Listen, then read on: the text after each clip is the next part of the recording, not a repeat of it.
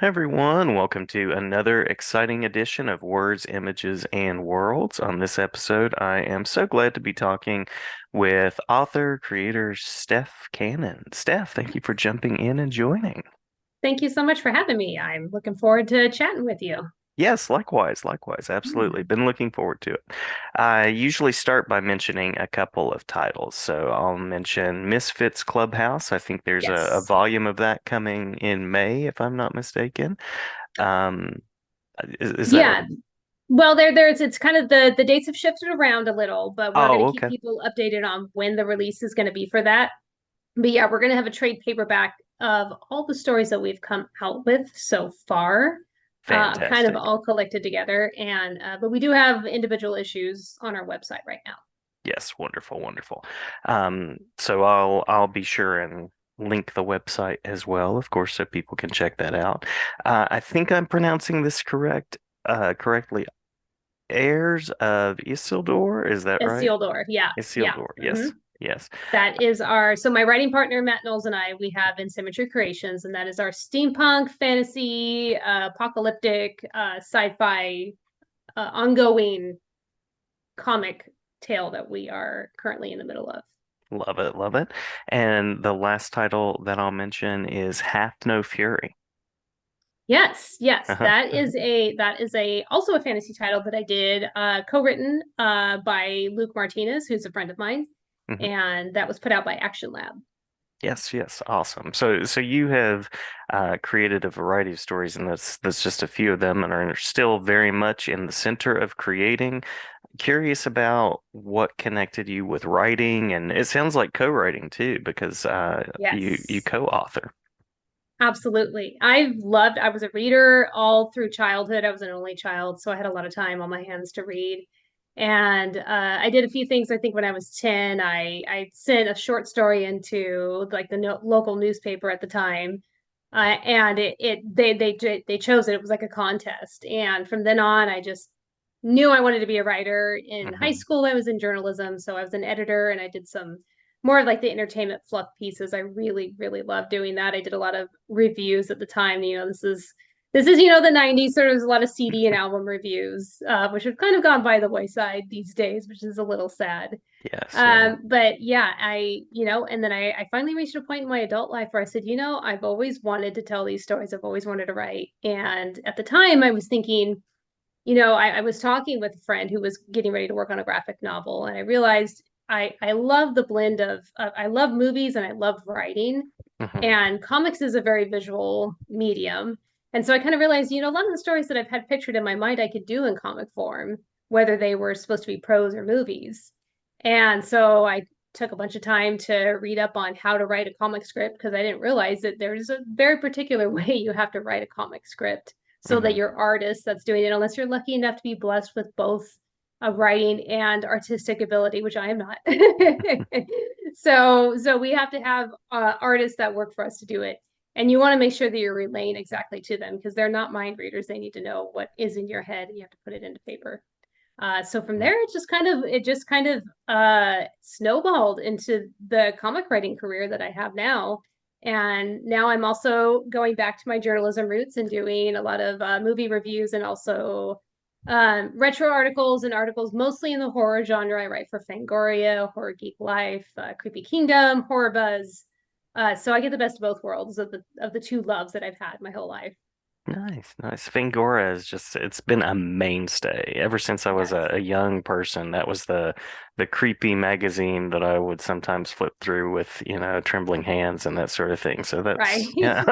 Since the 70s it's been around. So I'm honored to be a part of such a established magazine, and they still do print magazines too, which is amazing because you don't see that very often anymore. Yeah, yeah. There's something about a print magazine. I enjoy online I reading, know. but yeah, I'm the absolutely. same way too. I mean, I'm old enough to remember going to like a news shop, a magazine shop, newspaper shop, and seeing all the magazines and picking out which ones I wanted to get. So Hmm. those are my Hmm. roots. I love being able to do. I do a lot of the online pieces for Fangoria, but the fact that they are still keeping that going and are successful at it is really impressive to me. Yeah, yeah.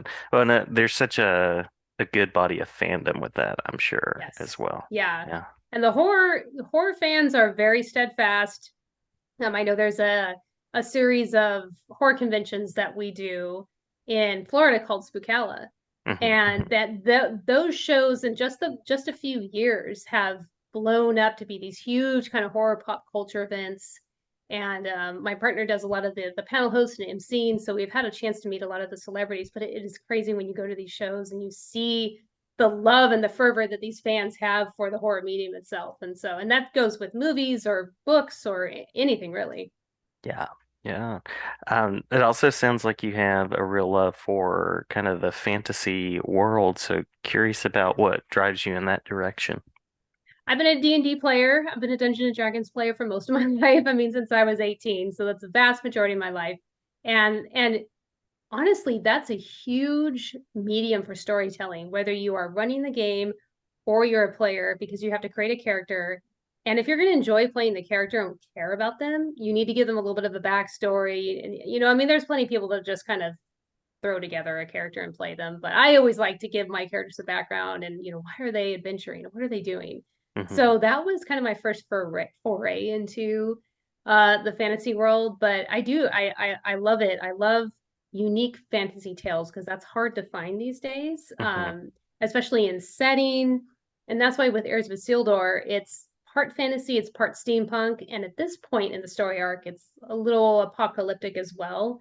So you kind of get a lot of those worlds. And we do have also a Far East fantasy story that we did that's a spin-off from Heirs of Isildur called I Am Keto. And we had to really delve deeply into this Far East world that was fictional, Hmm. but drew a lot of its inspiration and roots from real life Far East worlds and countries. Nice, nice. I appreciate the mingling of genres and all the Yeah. ingredients that go into really good storytelling. And curious about the ingredients of that co-authoring that you do. How do you get a successful co-authorship going?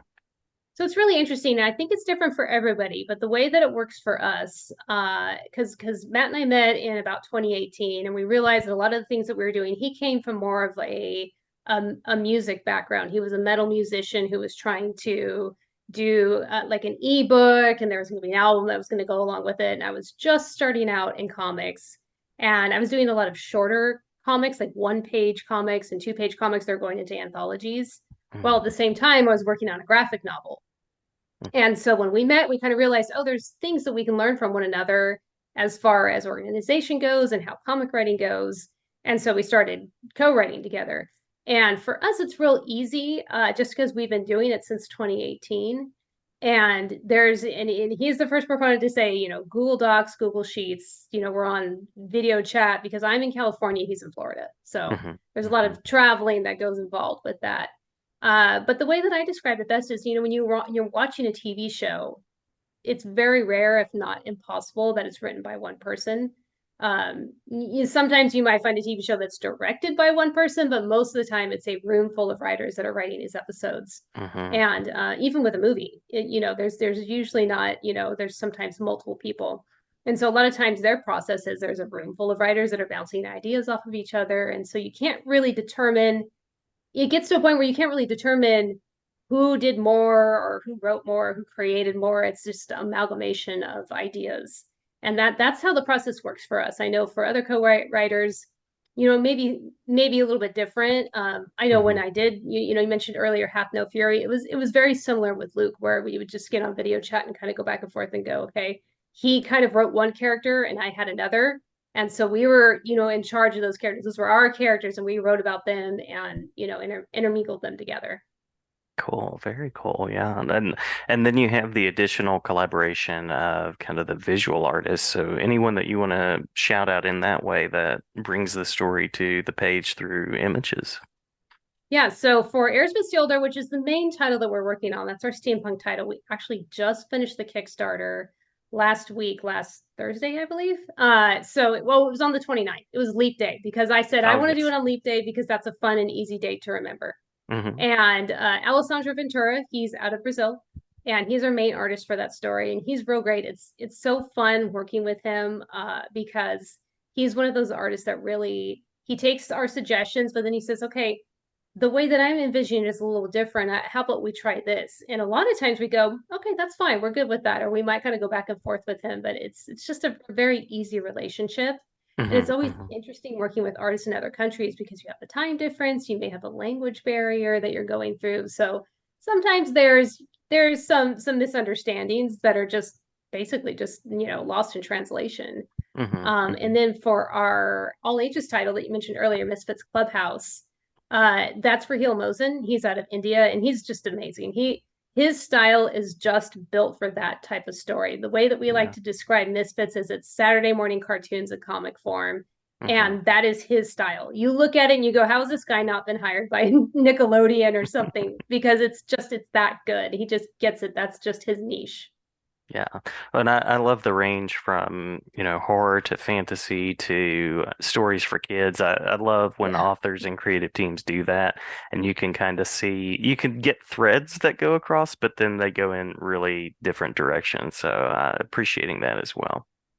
Yeah, it's fun. And honestly, in the beginning, I never would have, I don't think either of us would have thought we would have done an all ages title, but now that we're doing it, it's such a blast. Hmm. And, as parents, I know for me, when my kids were a lot younger, I was reading children's books to them every night, before they went to bed. And so it's just kind of ingrained in the back of your mind, that style of writing. So it's fun to be able to produce our own now.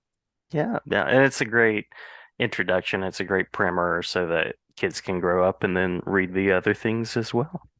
Absolutely. Yeah.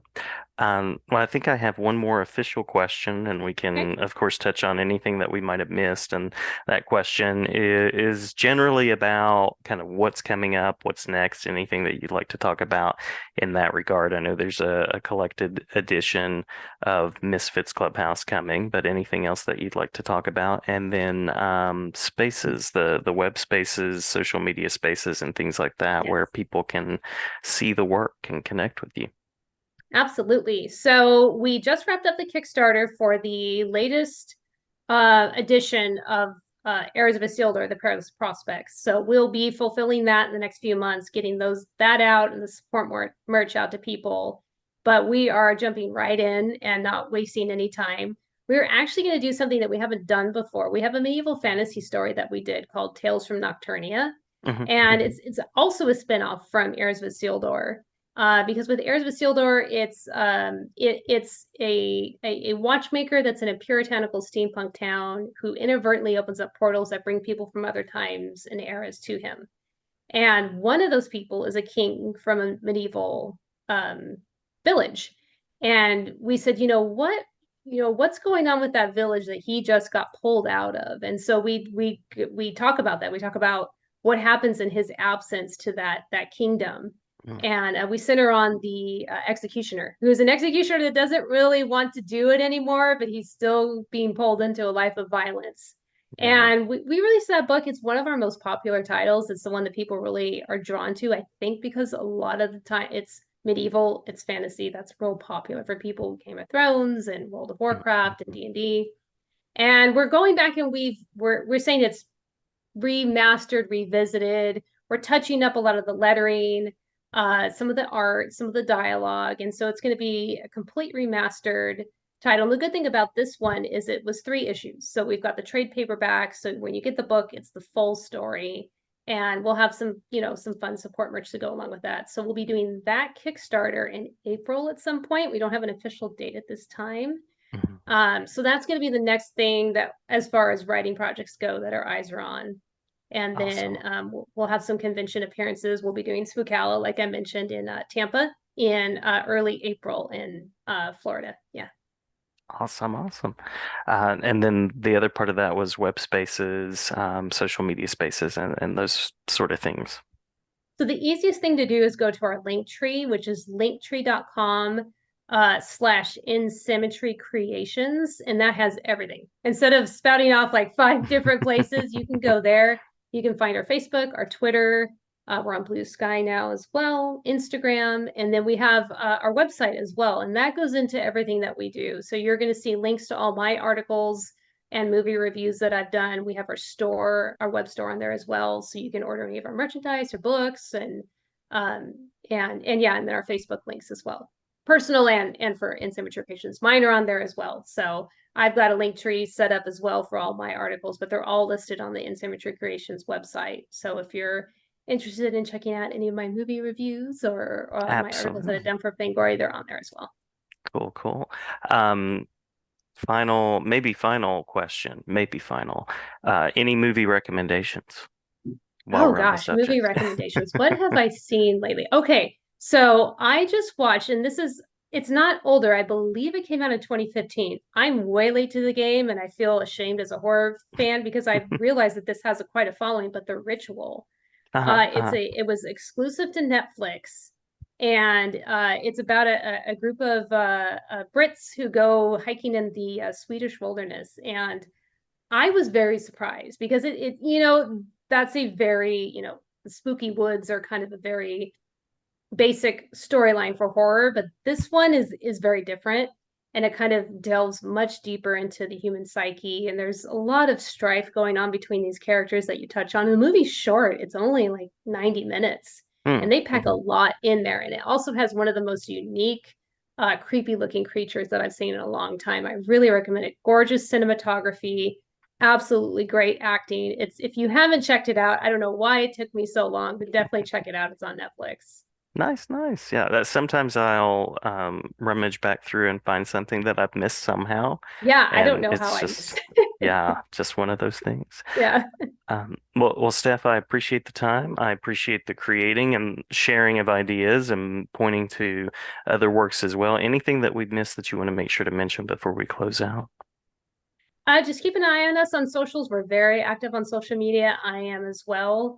And I am always posting. I'm usually doing a movie review or article every few weeks. Sometimes it ramps up just depending on, award season or festival season. I'll do a little more during those times. So keep up with us on the socials. I'm Steph Cannon on, you can, on pretty much Facebook and Steph Cannon writes on Twitter as well. But in Symmetry Creations, we're busy. We've got a few conventions coming up. Probably because I actually leave tomorrow for Florida for Collective Con in Jacksonville, Florida. That's this coming weekend. So by the time Nice. this drops, it will have passed. But we've got a lot of shows coming up throughout the summer that we'll be announcing as well. Cool, cool. We might have the video out in time, hopefully. We'll Okay, work on well, that. good. All right. Well, thank you for the time again, and always glad to talk about projects, creativity, and storytelling. Thank you so much for having me. I'll be happy to come back anytime. Awesome. Thanks.